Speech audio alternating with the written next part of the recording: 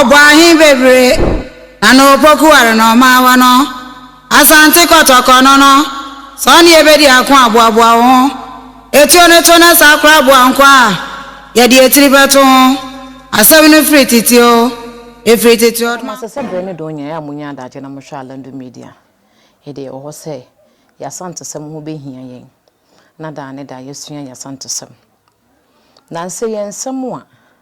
eya na obi ebo nkompan kwakwakohwe etie bi na wo hu de ekọ no hu de eba no eye sebie so sebie nyaado OFFINSO adehensem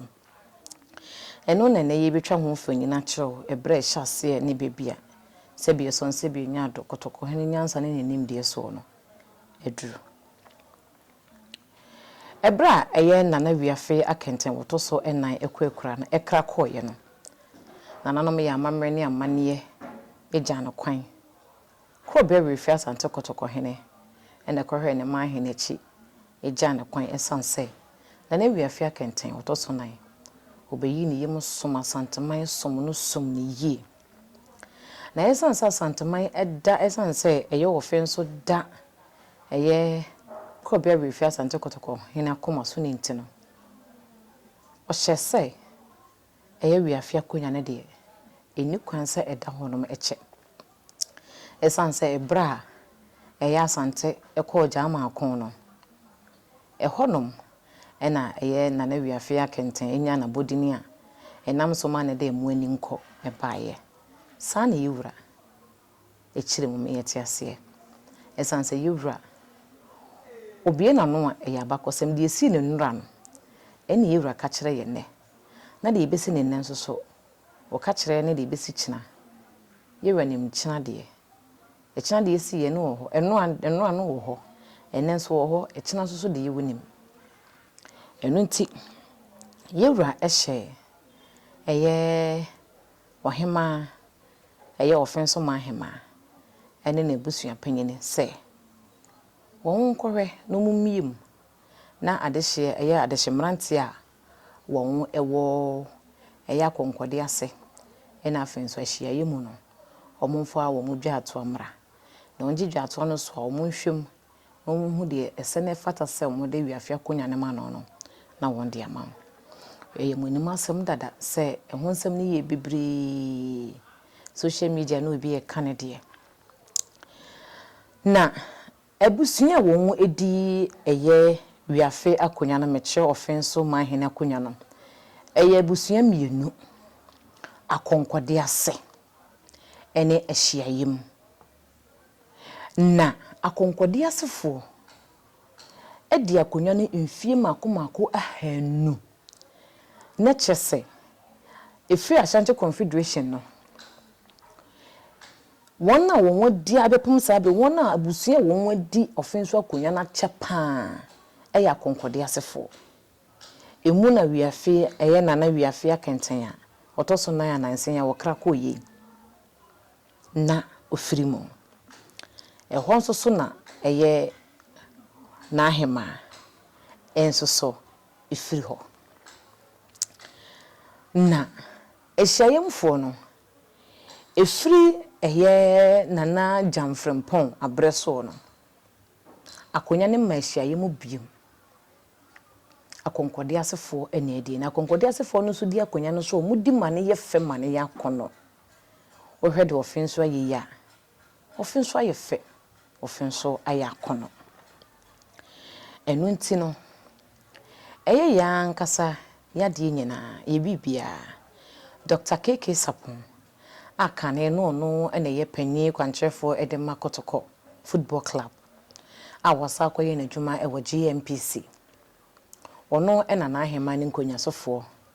eyi ne se nke ono na emeso ne nananom etuomo na ebra won beyi ne kire ye no adehye no mu pii esode ti ase sebie son sebie nyaado Dr. SARPPONG onya de ase ekire se wonya de hye nti odi OFFINSO akonya no a enye yi nti ebra won de baaye no yewrantam pie mu onka yewrantam ye ka yewrantam so da ne se ye ni bire so nti wo sa asem ne bedu yewrani mu asɛm no ebedu yewura nim entam nso mu ye mu adwuma nyina ewieye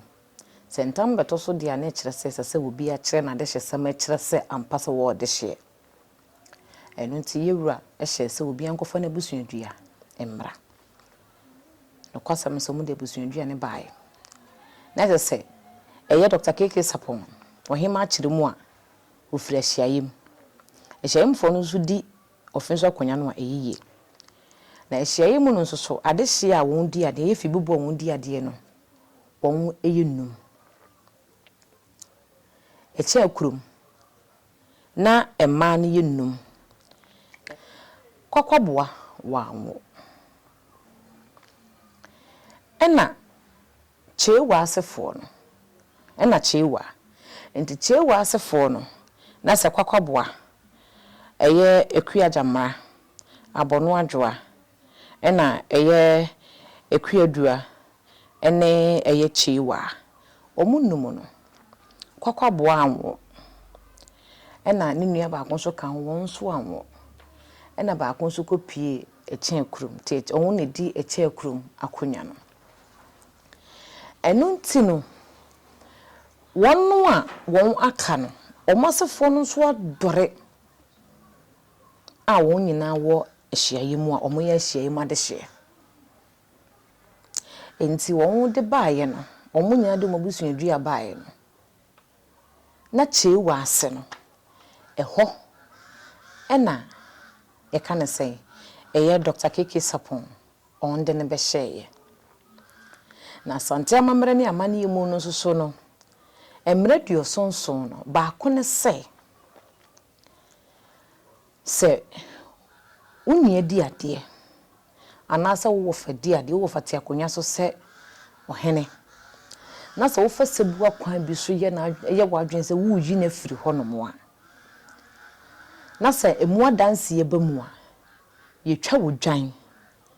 e de ya amamre ne amane yi wudin wo ne wasefo awon toto so kopim sɛ wiase bɛsɛ efra konya no ho eno nti abra na jamfrempɔn eti akonya so sɛ offenso OMANHENE no ɛyɛ kyewa ɛfa sebu akwan so yɛ na dwen sɛ ko beku ne nua bɛma no efra konya so enti odi ewuduru egu ne nua bɛma no aduanem na ne nua bɛma no ɛyɛ na jamfrempɔn ehu akyire enti ohu akyire no o ma dansefo baamu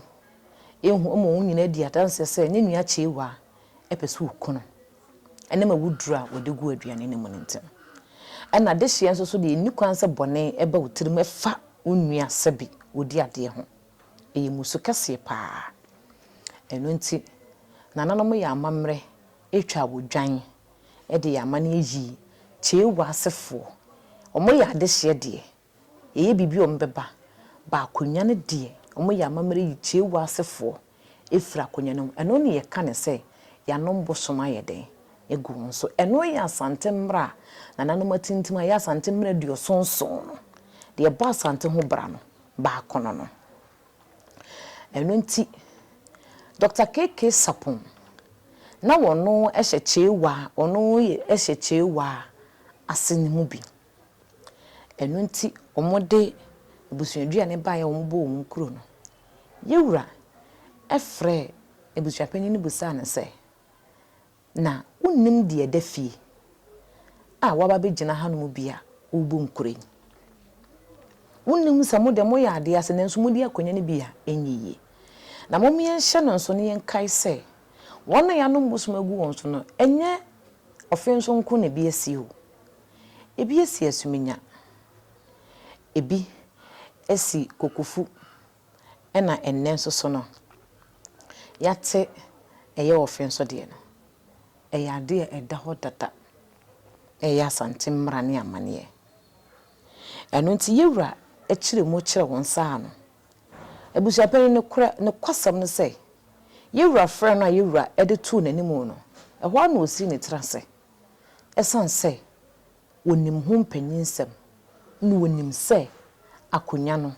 ɛnya ade sɛ kyewa asefo ebetimi ade bida enti yewura hyɛ offenso OMANHENE sɛ won kofie na so se afi won fa akonya ne nkoto akonkode ase na emom wode akonya ne bekwa hia yemu dia won kɔ na hia ma de hia ne bi nso so bebre wo ho enti won kɔ won kɔhwem no wonyi bi won fa won omfa ne mmara eno na wo kɔ ya ebere so yewura ma no bosome ne duye na sanse se wusua ya kire osante hena wusua yi yade eno nti ehe ofenso ma he ma de nkraba ase ne ho dodo no ene yewura sama ne bosome bio ti yewura ma ne bosome bio no bosome no so yen no so no o sa de nkraba ase se bio so nse bi nya ado ne ho dodo no eno mu no ene ma yewura de tudwa se wantena ho na abri so enhwe se ye beton wiafe akonya da ya konkode ase ne aduanafo ne bretufo na abedie mi busam Bien. it is a abrewa se there be na akonkode ase fo ti de ko ade ya ye present me de pesem de ko ahyem na acha na no so de anum busu agu no so otimi ba ho bi otimi de anim oji ato afiri ahyemfo ho ni mpanyin se mazan kambo otimi ji bi ato aba mi busam So busam. it is there na mo de ba so offense Bien. Zone. Oh my keke sapon mo trans samo peno na mo de kongu asa de shizam nya no asa kamba wadama ye na na ba ko won nke ye pesa ma na ade akodwa yes ye kotopo yama kwa credit sapon mo fata wa bobra wa ye bibia so no na mo fe so mpanyin force na na wadama yanana we ni ebese so makwaya ye di amano ya na ka wasa mbakacha afa mu de mu akowura mu emfa yi na menyam dan sa sam ni mu mpanyin sam dia ka atakwa bran ko ma akonya o ma hu no akwaji du ato akodi ahyemfu anim aba o ma me O fe atakwa bran ma me fe na mesewa atakwa bran we o ma me ye friend na mesewa ta so ma fe mesewa o ma me friend ye cha to ma me fe ye cha o se bregru oni anu ose kwa bran o so oni anu se kwa bran o se bregru no di mo busu apanyin ansa no so no di mo busu apanyin ansa no wu ose kwa bran ye cha o ma me ne saka so o kwa bran ye cha o ma me ne saka saka no mo ma me ne akua friye saka ma me ne akua friye o se no bregru akua friye ni ma me ne ye ntumi wa o se akua friye ni ma me ne ye ntumi wa ma me ne abona adwo akuma Zebe o so ma me na abona adwo akuma abona adwo akuma tiafi na wo no o se abona adwo akuma so be tiafi na wo no obo a woni jamfrempɔ ata the bibi sa na aba na den na ko di anim ama ko fa asemu ya pa so ene wo kyere mu di ntia wiafe akonya eda na koma so enu na chi no ena maya ne mranti a won frɛ won ho sɛ omo ya hye am de hye no eye nsɛmtwofo hye mu ye nua smart Ghana TV ene fae mo me nkɔhwɛ mra enom nsuo ana abosom bi enwu yenso efiri ho dadaada ente saa se ye na jamfrempɔn eye saade no egu yenso ani efiri ho ti yese yenwura se won san ko na chibiem na won kɔhwɛ nkrate no na ye nan saa akonya we se so eso yenwura ene asantena tan akonya se empanifo kan sem bi se wokoto sabo bi ti wunua so a kasa sɔre yenso en kasa sɔre me so ene de eye offenso man ekire bi no ebe ye kuo foforo enti se nyina ya no amam na ya nko ama offenso man na ya nyinam ama ye na se wanya nko enkode a okoma offenso man a eda foforo bi no ebe ye wo bi nso na die na asanteman ebeka emmabu no ne ma a ye wo offenso ahyema de hia ye wo offenso ye sinipi esini jase esunum bia eda yanso no enkrata anya danse wo ho a ekire se eni yansu biem abakosem eni ye hwese de ebusa ye ho no se enti wo fenso ye ni mpanyimfo wo ho ehyiayem eye nana chewa asefo no abusuan panyin ti wadama wanka ne kura nkyere mante ne mmabaawa no yesremo asantesem enye politics asantesem eya adesua enu ntina ya na mpanyi ta kase ye pe bibia te esi nkubusa abrewa enu nti se wo ye de hia we eya adesua de ma ye nyina se wo ye de hia na se wo fira busua mu a dai ben panyimfo ne sua wabakosem ne sua wunchi enye press conference ene ye de dane asantem mra edi mfia hasane ekire enye press conference enu nti no yewura osantene kasemu no odi tudwa se senka OFFINSO mahema senka no mo pese eye Dr. KK Sapona kedi woni mu a enke yedwa ato a asantemre mu no ekwan da hosa se wo bekodwa ato a se wo hu se obi bo ne homodene ewo kura mu firi so na imomo na se de hye bia ne ho obedi akonwa no a ohema ne nkonwa sofo ebesere se ohene wadama adehya wo hu di ade ne bi ni ho yenso so yehwe oni ayi a wowo yekura yi mu a ono so sebi se yaso na ono so sonani se yaso na fo ne di eye kuro no so akonwa onka so ono so yaso nani ne momonye onka de sibusua no ho enso ne modembo a wo bode bo akuro no akono ebisiye yewura brempon domi abrahene ebra domi abra konya toye na de hye bia ni ho enu nti domi abra empanyufo eni nkonya sofo ebe sra kro bia brifi asante kotokwane se omohwe modemmo a eye domi abrahene na nakusi obu odum omedi akonya onye de hye nanso so mmoa a wo bo domi abra kuro no omo domi abra kuro no hye nensa obehwe ne yi amani monyam ne bia ba be kakro bia refi asante kotokohene ena mpanyufo isa ko yewa kusi obu odum ho no modern sam no koto nanim no so ka so okodwene ho aba okodwene ho no omuni ne nyina ko yewura ho no mde no kwache yewura amane kwa so sanse yewura ufiti prekope mo ne punum ye wo kwan a ye fa so e kono ho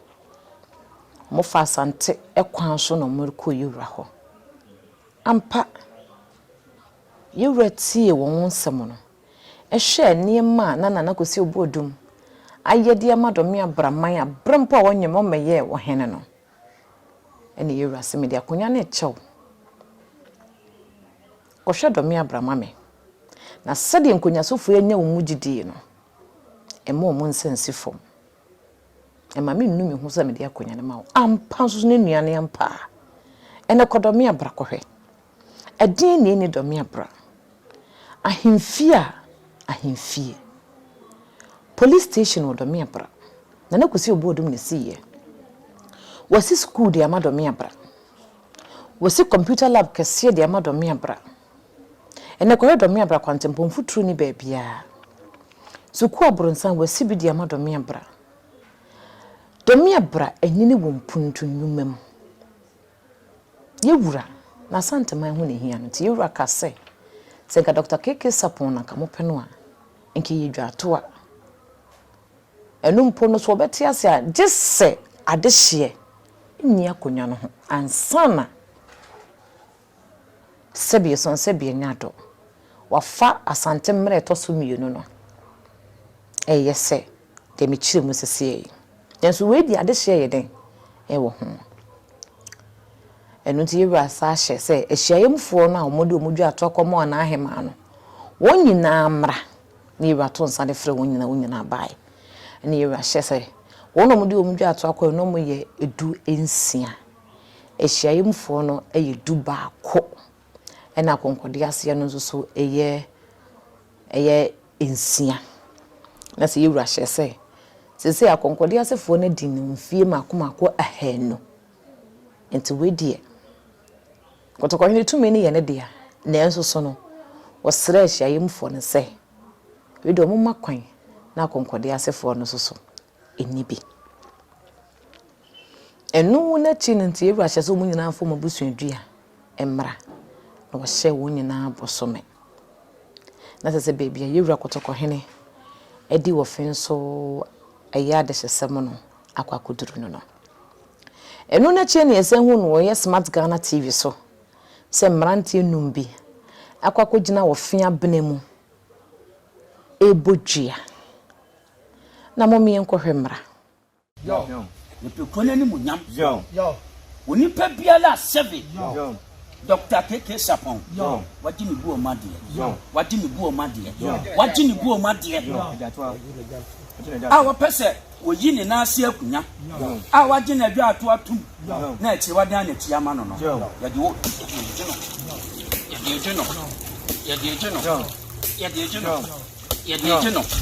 ya won ebui ene yakwakohwe nana no mo chenchero masanteman ene enkura hodo mudi nsu ene nnua ene chechero masanteman enti esu no enim ne mma ena ne mma so ne masuo no ofia bana wonim na de hye wonim mo di ade na momien kan ne ehunu se ye nieme bia sebie so sebie nya do ye mrante ne mmaba wo yesisu no ye ade ya ne ye preye hu dodo ye preye hu ya de be wie ti ne akwakonya ho amane nkade ya mrante nka mokoye ye nkeni kwansa nka mo na mokro Esonsa Dr. KK Sapong wannan ka yape na konya dio nka amamre ni amani mu no ko no na sensan ko kogina ofia benemu esufre no ekase wonna wo ho agi ne sika hye ne bose omde akonya ne bema no wo manfa ama no no ofia bena ne wonni na yenka so hu se esuo bi adi asem nti esuo ne bedi kan ahwehwem se eyampasa wo ya ade ase wodi akonya eyiyi nka ade a wo so de ade ye wodi anso de nka wodi bankum na eje nka wuntwia ho de mudie bia onsaka de yetoso mienu so emrantie yi a omo akogina nsu emu asabi omo bodue omo bisa won ho se sika won ka se Dr. KK Sapong de ama obi no omo so Dr. KK Sapong ne ma omo sika mo mudu koto odwan no enkokọ no nso kosua ne ka ho na wo mo panso so ka wo mo fro bae no Dr. KK Sapong ne ma omo sika to petrol na omo panso mbedidi ye pe kakra mo mo de tu omo botom omo sesen ho nto mbodua no omo pa wo ho omo yi wo ho firi mu anasesen eya na mpanita aka se ofu obi ho asem bozo we efu obi ho asem ne de anya amane asante sem enhyehyɛ ne mrada nana no mo kwantempon a da woto ten ofa so a ho to bibia ekoso to ten enu nti di nti a Dr. KK Sapong wontimi ni OFFINSO akonya eno ene ya kyeremu de akyeremu Midi ede maame fozi akaso be subscribe no acha ma fofo nso anya bia hwe twedampo nyankopon ya adoma ye bihia that's it.